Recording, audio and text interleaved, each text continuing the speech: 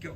Cool. So the complexity of the creative process is something that a lot of people seem to really not understand. Quick background, I studied photographic journalism at university. I wanted to be a music photographer and then all of a sudden wanted to be a war photographer, and now I've ended up working in marketing. So the thing about creative processes is they are adaptable.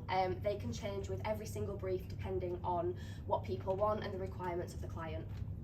So from college, I had to change my original creative processes to something completely different for university in requirements for my tutors.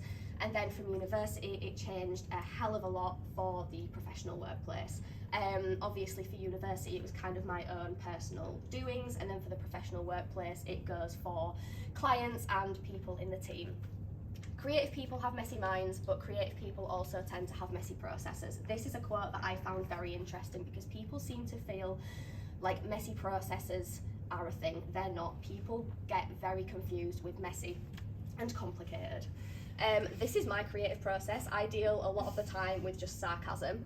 So you get the brief, you tell everyone to fuck off, you panic, you do all of the work while crying, and then you hit the deadline and you smash it all out. It's all fine, there's no need to panic. The way that people think that creativity works is you get the brief, you smash the brief, you get the sign off, and that is it. And all creative people think and dream that this is exactly how it works. And I can tell you that is not the case. You get the brief, you have to research, you have to brainstorm, you have to draft, you send off the first drafts, you get sign off, you get feedback, you smash the brief, sign it off, and then repeat. It's very, very complex, and a lot of people do not seem to realise that. And then you get clients asking for revisions, which is the most annoying thing in the world, especially when people don't realise just how much time these revisions take. If you're making a video, they ask for one word changing, you've matched it up to the music, you have to change the entire music track. So then a lot of the time we have to teach ourselves how to do things just to make these particular revisions. You get eye problems, you have to update your portfolio, sometimes you've got to learn to code. If you want to make the logo bigger, everything has to change. Creativity can also raise large amounts of physical energy. During a lot of creative periods, you can work very, very focused for very long days with not a lot of sleep, as is with any other kind of profession that you are in.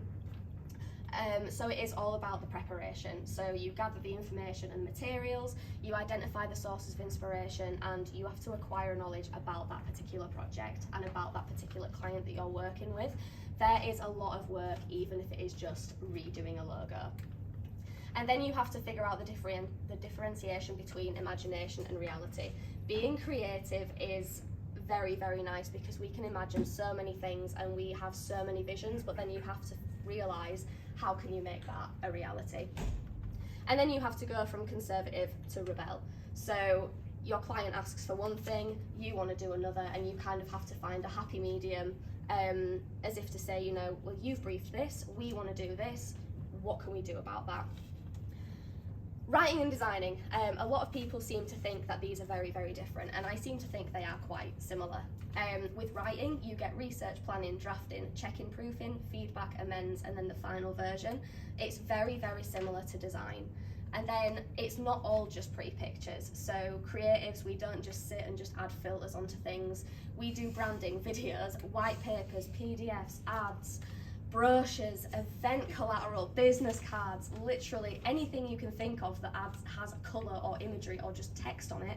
That is what creative people do.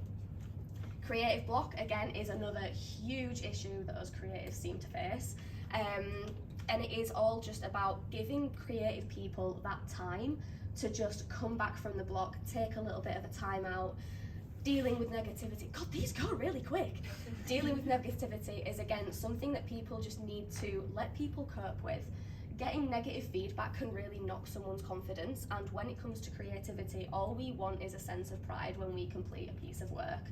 Doesn't matter how little or how big that project is, we just really, really want to look at that piece of work and feel really happy and accomplished with it. Something to think about. So just in general, when you are working with creative people, it is nice just to consider the amount of time and the amount of energy that does go into the creative process as a whole. Like I say, it's a lot of research, it's a lot of inspiration finding. And again, something just to consider, try being creative in your own life. Try and just inspire yourself to be more creative in your day-to-day activities, because although this has made it sound extremely stressful, it is very, very rewarding.